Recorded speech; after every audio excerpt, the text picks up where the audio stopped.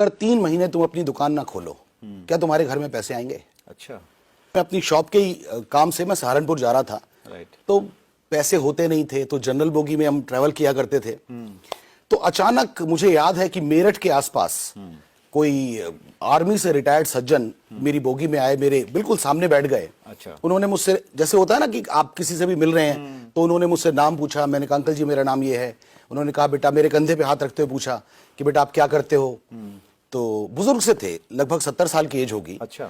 तो मैंने बताया अंकल जी मेरी शॉप है। उन्होंने कहा सहारनपुर कैसे जा रहे हो? मैंने उनको बताया कि शॉप के लिए ही सामान लेने में सहारनपुर जा रहा हूँ। राइट। मुझे नहीं पता कि वो इंसान थे या भगवान थे, मुझे नहीं पता, लेकिन जो मैसेज वो देके गए, उस मैसेज ने मेरी जिंदगी बदली। अच्छा। उन्होंने मुझसे अचानक एक सवाल किया, बेटा बुरा नहीं मानोगे तो एक सवाल कर लूं? मैंने पूछा अंकल जी करो, आप इतने बड़े हैं मुझसे। उन्होंने मुझसे पूछा कि बेटा अगर 3 महीने तुम अपनी दुकान ना खोलो, क्या तुम्हारे घर में पैसे आएंगे? अच्छा। सुरेंद्र जी मैं आपको बता नहीं सकता, मेरी पूरी बॉडी के रोंगटे खड़े हो गए। अच्छा। मैं सुन्न हो गया, क्योंकि यह सवाल ना मुझे जिंदगी में किसी ने पूछा था, ना मैंने जिंदगी में कभी अपने आप से पूछा था। अच्छा। क्योंकि मुझे ऐसा लगा ही नहीं था कि ऐसा भी हो सकता है कि मैं 3 महीने, कभी कोई सिचुएशन ऐसी आ जाए। राइट। हमेशा कोई फिजिकली फिट थोड़ी रह सकता है।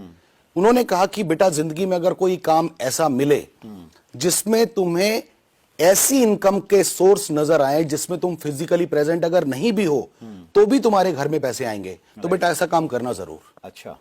और उस दिन के लगभग 2-3 साल के बाद उन्होंने कोई काम नहीं बताया? नहीं नहीं नहीं, कोई काम नहीं बताया उन्होंने। उन्होंने कहा बेटा कोई काम ऐसा अगर मिले तो जरूर करना, कि जिसमें तुम फिजिकली प्रेजेंट नहीं हो लेकिन फिर भी तुम्हारे घर में पैसे आने का सोर्स बंद ना हो। ग्रेट। हम तो यही मानते थे ना कि ऐसे तभी आ सकते हैं जब हमने कोई प्रॉपर्टी किराए पे दी हुई है, तो तभी उसका किराया आएगा। तो उसके अलावा कुछ पता ही नहीं था, और मैं इतना रिच नहीं था कि मेरी कोई प्रॉपर्टी ऐसे किराए पे चल रही हो। राइट। खोपड़ी घूम गई सर।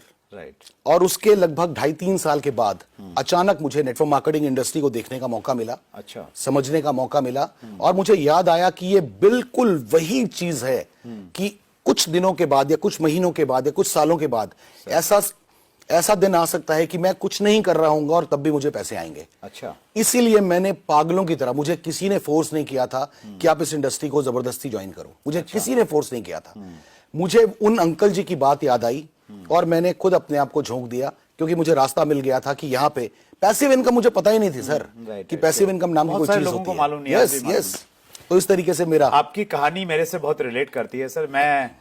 मैंने दिल्ली यूनिवर्सिटी से पोस्ट ग्रेजुएशन किया, उसके बाद में मैंने as a teacher, as a private teacher मैंने जॉब की। फिर मैंने केबल ऑपरेटर के रूप में काम किया कि भाई बिजनेस करना है। शानदार। तो